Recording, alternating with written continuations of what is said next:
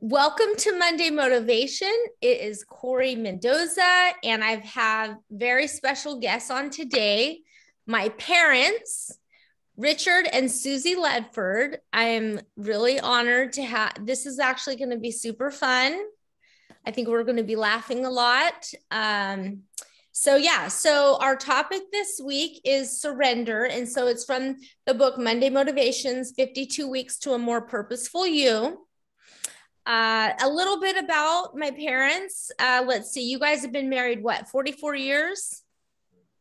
No, it's good. Yeah, 44. It'll be 45 in February. Yep. So 45 in February, years been married. It's been a total walk in the park, bed of roses, right? Oh, you could say that. No. Dirt clods in there. I was a witness. It was not always. Yeah, so Mom, you're a teacher. What grade do you teach? First grade. I knew it was first, second, third. You bounced around between those grade levels. Well, between first kindergarten and second, and I did do 2 years of fourth through an eighth grade class, fourth, fifth, sixth, seventh, eighth. For 2 years, it was a language learning, so there was only like 20 kids in the classroom. Yep. And then Dad, aka Pappy, is retired as a forklift operator. Now you just enjoy the good life. You could say that.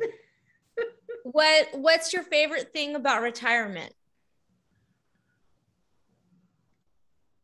Not working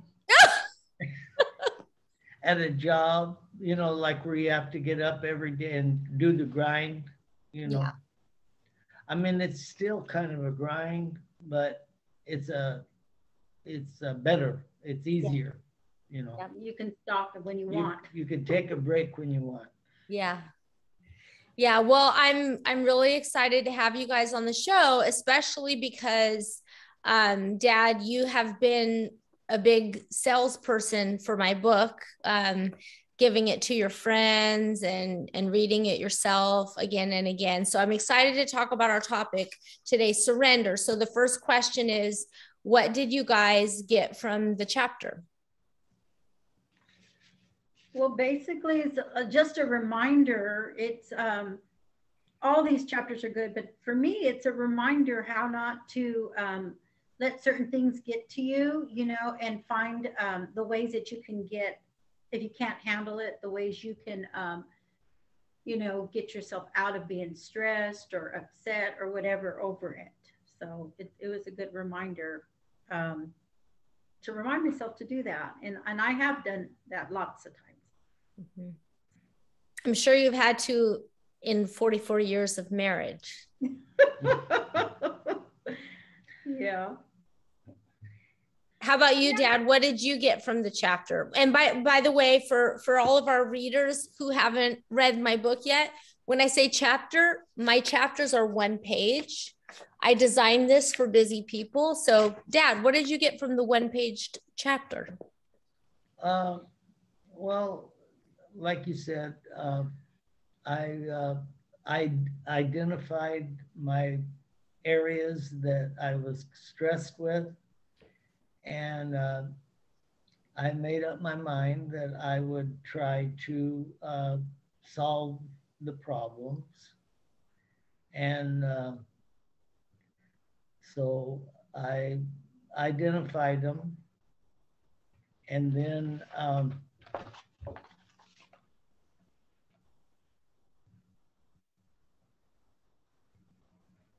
I figured out how to take care of the problem to the best of my ability. And the things that I could change, I changed. And the things that I couldn't change, I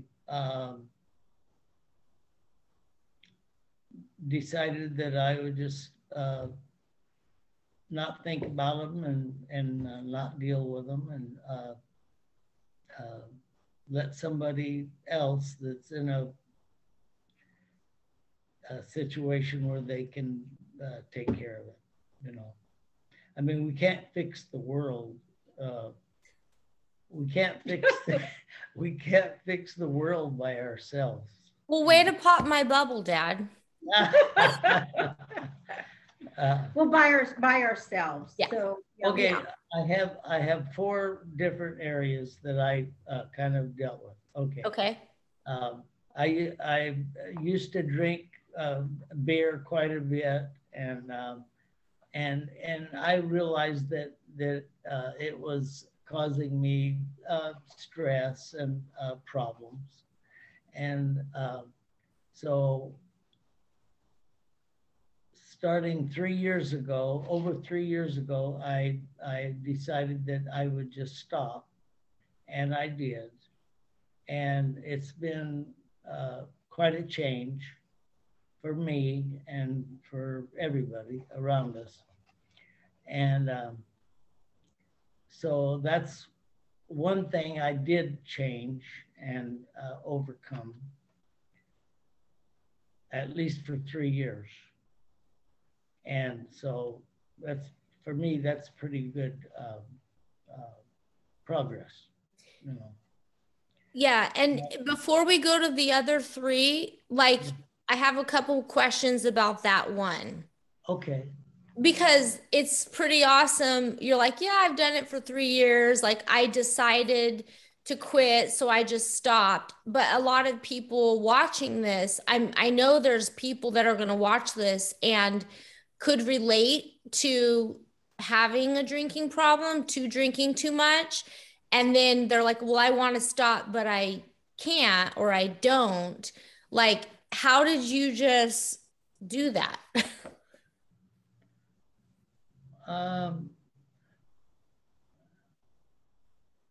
Well, it's like I said, the problems that it was causing me, I just realized that it just wasn't worth it.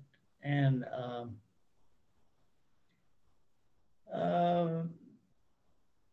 since I have stopped, it's just made life easier for me. And so every once in a while, I'll be at somebody's house or be at a party or something, and somebody will say, oh, I'm going to have a beer or something. And I think, well, maybe I could just have one, you know, but then I think about it and I thought, well,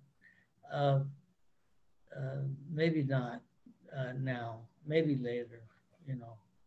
So, but I've got a friend. That's one of the things that I cannot change is, like, I have friends that drink, and I know they're having issues, health issues, because they drink too much. So I kind of try to steer them in the right way, but they're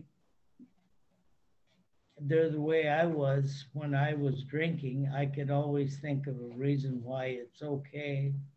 And so some things you can change, but it might take a while, you know. It's not like you just can fix it like that, you know. So Like all those years that he's drank, you know, it's like I tried, you know, and I tried by reading certain books and what I can do. And sometimes, you know, you nag on them, and then that didn't work. So you threaten them, you know, I'm not going to be here. So I just found a spot where I just would go someplace, especially when you kids were all grown and stuff. I would just do things, and you know, started hanging out with friends and stuff like that. And because I couldn't fix it, no matter how much I told him, it had to come from him. And I realized that. So that's when I just had to let it go and do what I needed to do for myself and let him figure that out. And he did. It seems like he did.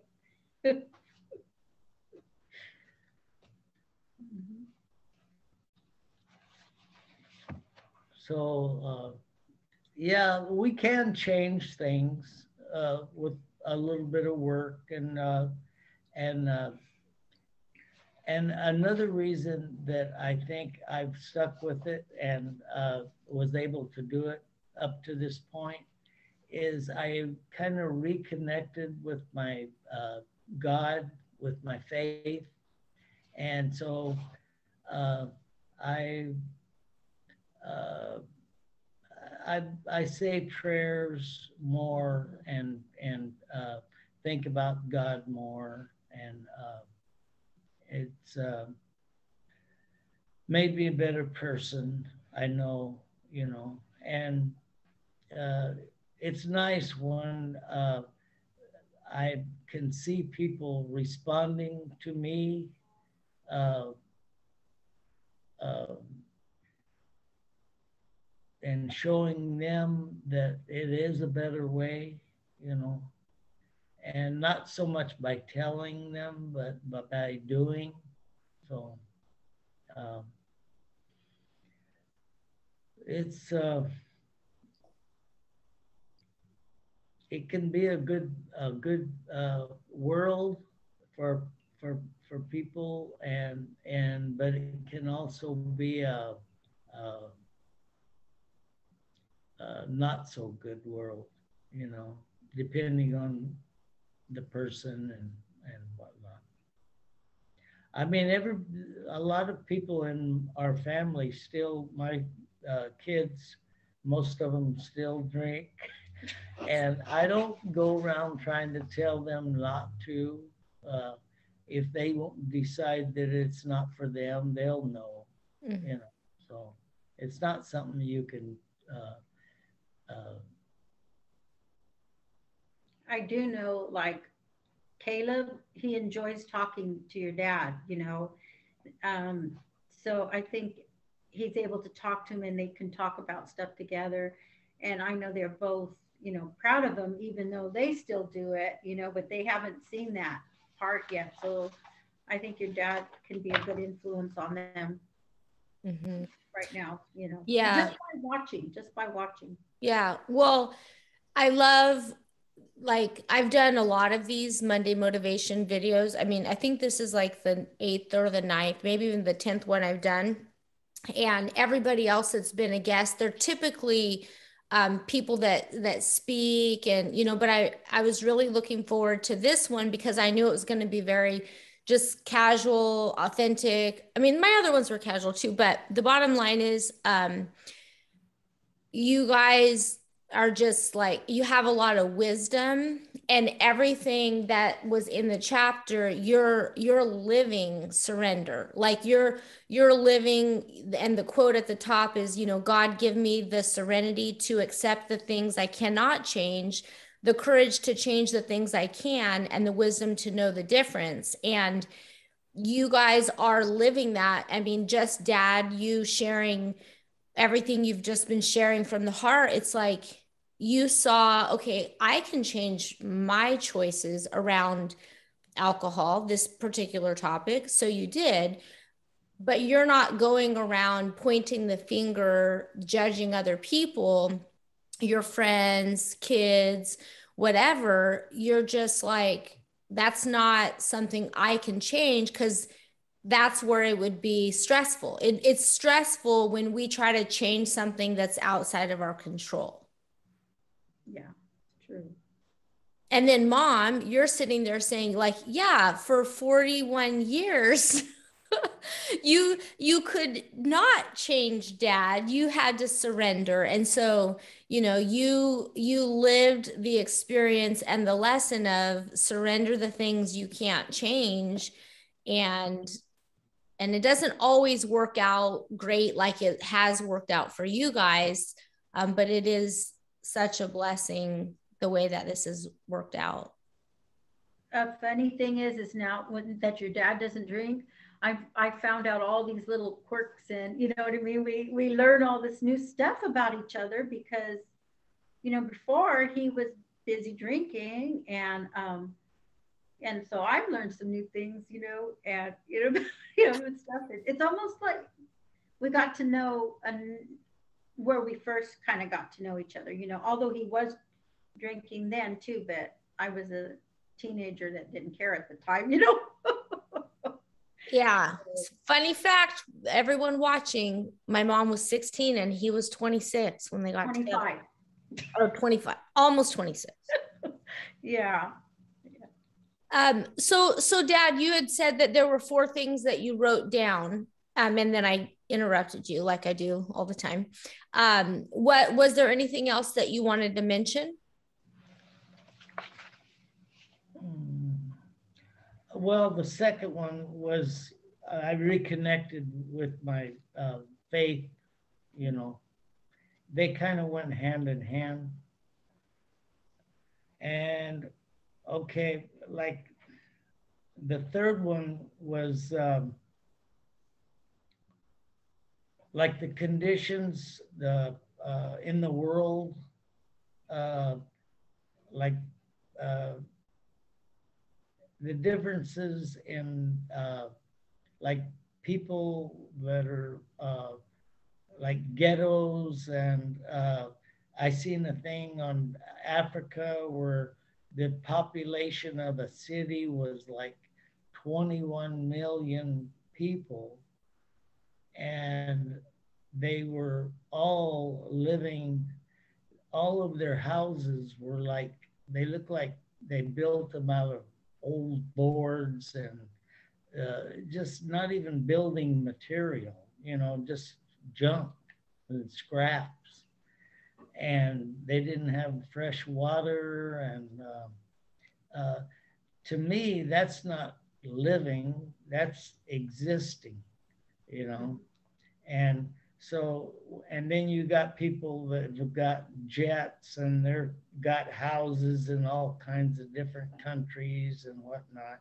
So there's just there's things in the world that are just wrong, but uh, I don't know how that would ever change. It's kind of been like that since day one, but it should be, you know, it should be better for the people that live here now. For one thing, they spend so much money on weapons because they're always worried about their neighbor destroying them and stuff. If they used all of that money instead of buying bombs and tanks and missiles and all the stuff that goes with it, they would be able, people would be able to have nice homes and nice cars and food to eat and all of that. So, but that's something that probably will never change. So we just kind of So do our best for what how we live and stuff. the fourth thing I think was just people around me, like family members and friends that are they need help, you know, and that's something that can be changed over time and effort, you know, and whatnot. So it can be changed, you know, little by little. Yeah, I I think you basically hit on 4 things that everybody can relate to when it comes to this topic of surrender. So your first one for you, it happened to be drinking, but everybody has some vice or something that they need to change but feel like they can't. And I tell your story all the time when I'm driving a point of it's never too late. Oh no. I mean, I remember one of the last conversations that you and Rusty had when you were still drinking, and it was because it was kind of one of those days when you're like, well, I've battled this all my life. I mean, for how many decades do you think you tried to overcome drinking? Like maybe. Well, I started drinking when I was like 14, 15, and uh, but uh, it didn't really, I never really thought about trying to stop until uh, not too long ago, like 3, 4, 5 years, you know. Um, I always thought that it was just the way things are, you know, but I didn't realize there's another way, you know. So There was Yeah. times he would not drink for 6 months at a time, one time for a year, huh? yeah, But I guess it wasn't, it was just, he was taking a break. I don't know, until he actually, Mhm. it just all of a sudden, I didn't even know, you know what I mean? It just happened. And then every month went by, and with me, every month of him not drinking and him going by, I had that feel less feeling if we went anywhere, is he going to have a beer? Is he, you know what I mean? Because every time we would go somewhere, it's like I'm stressing because I didn't know how we were going to end up leaving. And it's gotten to the point now that I don't have that anymore. So it took, a few months, but I was seeing that he was doing this for himself and it looked like it was the real thing. Mhm. Yeah. Yeah. So that first category was of surrender was, okay, well, what's a problem in your life? A big one, even maybe one that's gone on for a long, long time. It's never too late. And then the second thing about surrender is you said, your faith. And I think I almost chuckle when you say that you reconnected to your faith, because all of our childhood and all my life, I didn't know that you had a faith. And I remember, I think it was like in 2013, we were having a conversation at my old house early in the morning. And it was one of the first times that, like you casually mentioned, you're like, um, yeah, every morning I get up and I just pray and I say, thank you, Jesus, that you died on the cross for me. And I was like thinking, what? Like, I thought you taught us we came from monkeys. Like, where did this come from? So, I think when it comes to surrender, what I've observed is it's everybody's own spiritual journey about their beliefs. And when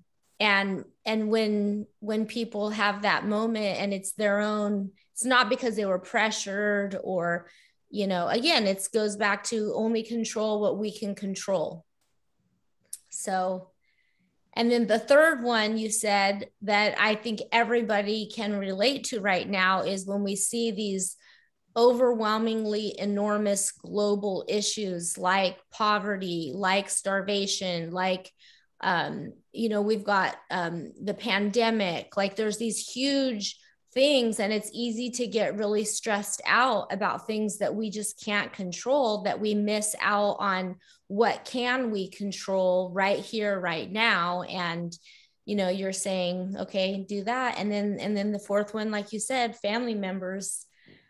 We can get a lot of stress, especially with the holidays coming. I'm really glad that this is going to post, I think, on December 20th, but it will be perfect timing with, family time, holiday time. And it can be a time when people get really stressed out with friends and family. So is there any last bit of advice that you would give yourself and other people when it comes to the topic of surrender? And if each of you could answer that. Well, I just know you can't change everything. So if it's something you can change, maybe pray about it first and see if it's something you need to change, and then just continue to pray that it changes for those people. Like I worry about Tata, and stuff like that, and I know that things can be changed, but right now I come to the conclusion that I don't want to change it because he's comfortable where he's at, what I'm, but so sometimes you've just got to pray for the best, you know, and just put one foot forward, and take it a day at a time. Sometimes you might have to take it a minute at a time, or just that one step at a time, and not to give up, you know. You might get down to where you're at your wit's end and just feel like throwing in the towel, but that's when you have to take that step. Mm-hmm. Yep. How about you, Dad? Hey, he said, ask and you shall receive. And that could be for big things, and it could be for small things. Just like, please let me find a parking spot where I can park my car so I won't be late. You know? Or it might be, hey, can we possibly help the people in Zimbabwe, uh, have fresh water to drink instead of drinking out of the sewer. Mm.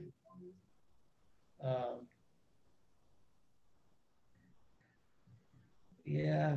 So I just basically, it's like a prayer. And Yeah. sometimes all I can say, I don't know what to pray. I just say Jesus, you know, and just the one word sometimes works. So, well, it always works, you know. And I know that he never says, he doesn't say no. He just doesn't always give you your way too. So you've got to accept that. Or sometimes he gives it to you, but not maybe in the time frame that you want it to be there. Yeah. Yep. And it's never too late. I prayed since I was probably about 9 years old. I would pray for Dad to quit drinking, and it came right on time. In my 40s, I get to enjoy my dad. Hey, one final note. I go and I have my checkups. Okay. And everything is good. The cholesterol, the heartbeat, the blood pressure. I don't take any kind of medications, none. The only thing I take is vitamins, and I still feel good. I ride my bicycle. That's kind of a religious thing with me. Take my dog with me on the bike, and the first thing I do in the morning is my exercises. You know, yep. Just to loosen up. I feel pretty good. I feel good. Hey. Well, you look good, both of you. Don't lie now, Corry. Oh, well, thank you for sharing your evening. I know, Mom, you just got home from work and barely had time to get on this. So thank you. And everybody, you know, keep tuning in to Monday Motivation, 52 weeks to a more purposeful you.